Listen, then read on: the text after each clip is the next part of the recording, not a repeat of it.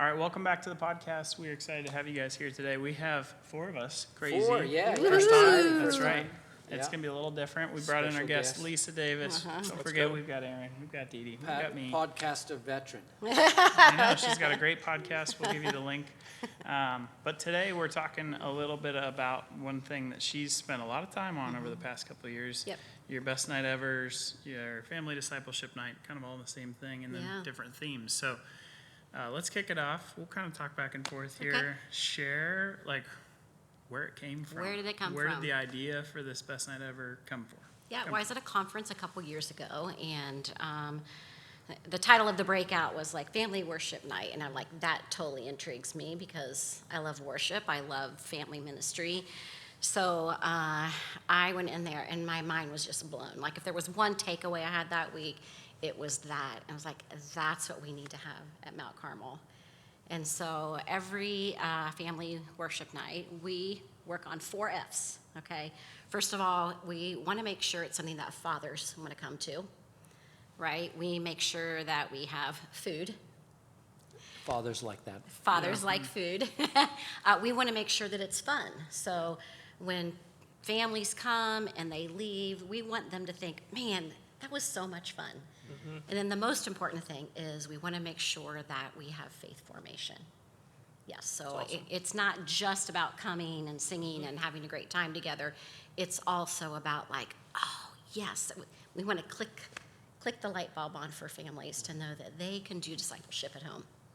Neat. Yeah. I kind of was hoping French fries was going to be one of those. But Well, That's in the food category. let's get a fryer and we'll do it. that Never sounds say like never. a great idea. That's right. That's right. Did you guys can jump in whenever you No, want. go ahead.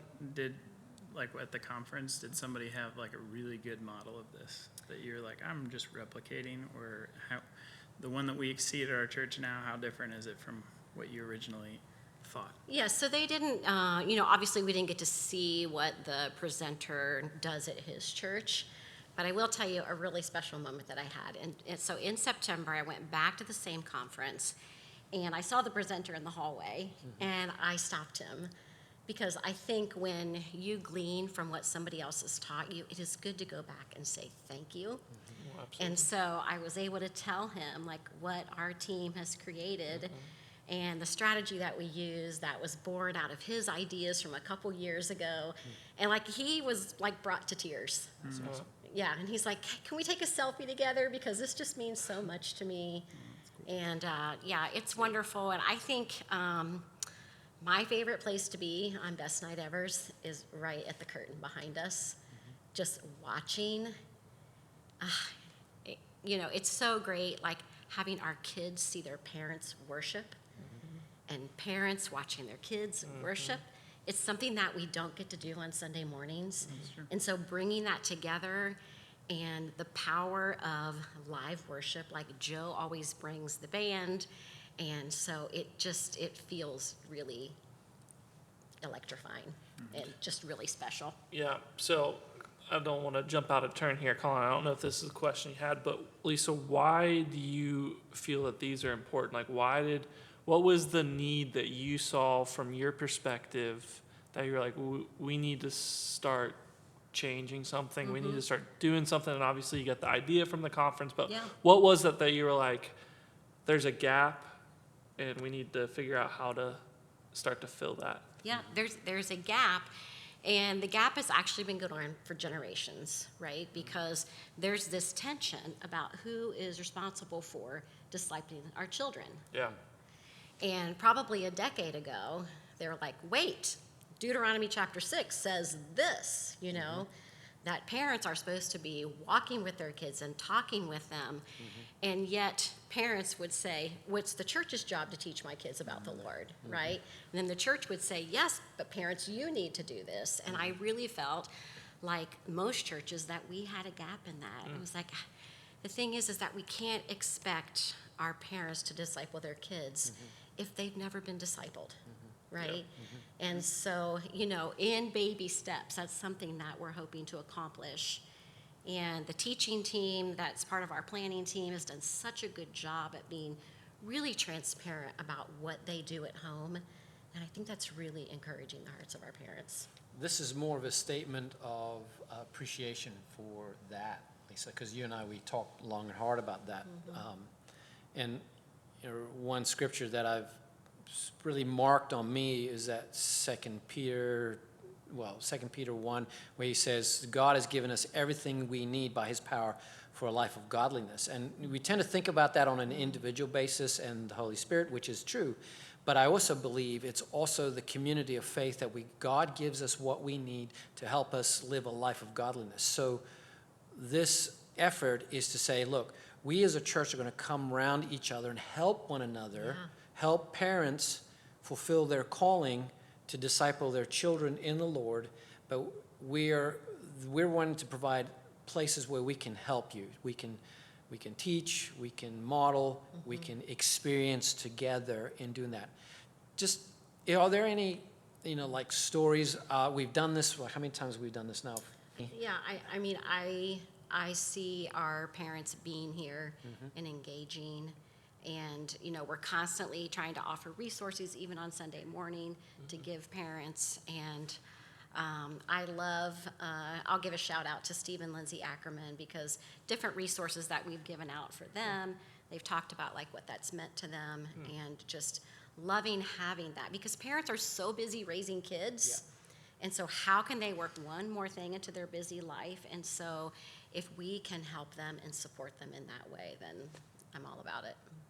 I know, I got one just to add to it. There was, you talked about worship, and I think it was Cecia Oh, yeah. and their son, he was singing his heart out, worshiping, and she's a worshiper singer, and it was just something like, they had not seen him do that, and yet he was doing that and had a venue to do that. And I just thought about it. I thought, wow, what you have here is a family of worshipers, but now this has provided an opportunity for one of the kids to also join them in that aspect. And it was just a beautiful thing. And I think that's what we're after, right? We're after helping resource, encourage, and bless families that have a need. Talk to us a little bit about, when we think of family, mom, dad, kids, and that's the majority of it. But talk to us a little bit about things that we might be aware of that we help with families that are maybe not in that structure. Single moms, single dads, grandparents raising their kids. Are there, this is, is there a sensitivity to saying, okay, we understand that you may be not in the quote-unquote nuclear family scenario, but we're still here for you. Is there things that you I think provide? that all of our Best Night Ever strategies are not only pointed just to parents, but to any number of grown-ups or people who are influential with their grandkids or with their kids or with their neighbor kids. It was really sweet. Our last Best Night Ever, we had an elderly couple that came, and they thought it was a general worship night. And we had done like a big chili thing in the lobby afterwards. And the older couple had brought friends who also didn't have children with them, but they had the best time. And they're like, we can't believe you do this. And then you fed us chili. And it was such a great moment. But I do think that, whoever comes and attends in that way and is a part of this can really benefit and being encouraged to pass that along. Well, we've seen single parents come and Yeah, get to experience the absolutely. worship, seeing their kids worship, and I think the F's that you wrote out, those aren't you're not writing them in stone. No. So we can anybody, everybody can benefit from Yeah. French fries. Yeah, French French fries. I'm gonna be pushing for a fryer. I mean, we got the power hitters right here, so maybe we can get a fryer. There Okay. you go. Yeah, those 4 things just kind of keep us in our planning mode. We don't want to forget. Align. We don't want to forget that. Yeah. Okay. Yeah. What is next in the best night ever? So we've had a bunch Ooh, here. yeah.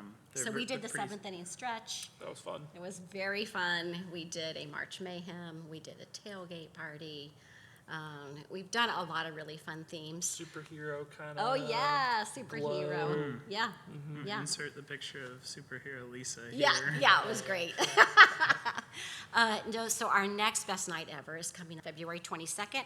We're moving it to a Sunday, and we're moving it to the afternoon, so 4:30 to 6, so that we can snag parents who get stressed maybe about their kids getting to bed too late. So we moved it a little bit earlier. So there's no excuses now not to come, right? And with the Olympics coming up, culturally for us, it seemed perfect to like add a winter game twist to the night. So, Awesome. so yeah, so Love the we. Winter Olympics. I love the Winter Olympics too, Ice hockey. as long as I can watch them inside. Yeah. Yes, Yeah. right. Yeah. Curling. Curling. But with discipleship in mind, we're going with a theme of the torchbearer, Awesome. right? And if you look up torchbearer, there's all kinds of visual images about like passing that flame on. And so we're going to be talking a lot about that. Our kids on Sunday are going to receive a challenge sheet. And the goal is for them to complete as many challenges on this challenge sheet that they're given on Sunday. And then to bring that to the best night ever on the 22nd. And they'll be competing for prizes and getting to stand on the podium and all the fun things. Yeah, Yeah. it's going to be awesome. And you know, when we were raising our girls, there was really no one that came alongside us to give support in tough Yeah. times. And so I want that different for Yeah, our families creating here. community. Yeah. Well, and I think dad of 3 boys, but it is neat because, and I think, as staff, with a unique perspective, like, at least in here, I see parents, but I don't always know who their kids are. Yeah. Or sometimes I'm back in the kids' min area and I see the kids, but I don't necessarily, and then at Best Night Ever, it's like I see, and it's like, oh, I didn't realize that was your son or your daughter, or I didn't know that was your parent. And so then to be able to do those things together, to worship together, to go through a season of life parenting together is pretty neat. Yeah, it's really powerful. Yeah, I think what I love is getting back to the old community where your neighbors, you knew your neighbors and your neighbors knew you, and if you were in trouble, they would help you or they would get you in trouble because you weren't doing something you weren't supposed to. I don't know, I'm just talking for a friend. But Is that the way they do it in Africa? well, yeah. Yeah. Anyway, we won't go there. But the point is that having a church family is, because our kids are, as you rear children in this world, you have to rear them as Christians. Now you have to rear them, you protect them from evil, but you have to prepare them to function and live in the world without compromising their faith. Yeah, to live counterculturally. Right, counterculture. And how does that done? Well, all the research points to relationships, friendships with other, but also relationships with other Christian adults. And these Best Night Evers provide those opportunities. My thing is, parents that come, I know you're not going to get out of it what you don't put into it. And I encourage you, participate, be present, do the things that you're asked to do, even if it feels kind of weird. But that's part of learning, right? Yeah. I mean, what is that stuff you would say? Am I? Yeah. I'm not asking a question, am I? No, you're doing great. You're right on. Like for our next one, the 22nd, we're going to be having some people share stories of how they are a torchbearer. And then we're going to allow our families to kind of break down to their core family. That's great. And talk about how they as a family are going to do that. And so hearing each other, like, Dad, how are you going to do that? Mom, how are you going to do that? Kids, how are you going to do that? So that they're identifying like what their next step is as far as like sharing Christ. And yeah, That's great. Awesome. looking All right, forward so to it. If you could paint a picture of the future of Best Night Ever beyond the retreat, where would it go? What would it be? Wow. So I think these large gatherings are really impactful, just, because of the worship time. But where I'd love to see family ministry go from there is more of what Dee Dee was talking about. Like, you have your community of people together, whether it's like all the parents of the third graders, we're meeting together, we're talking about like, what is it? My child is going through this, mine is too. Like, what does that mean? How can we support each other? How can we pray for each other? So. That'd be neat. That's Well, awesome. thank you for joining us Yeah. today Yeah. and sharing Thanks, a little bit of Lisa. your heart. Thanks for having me. Yes. Well, thank you guys for joining us today. We will take many different approaches and many different interviewees. If you're ever interested in jumping on here, we'd love to chat with you about your passion as well. Yeah. So, Be cool. thank you. Sounds good. Thanks for the mic. Last chance. Be good. See you guys. See ya. Bye. Bye.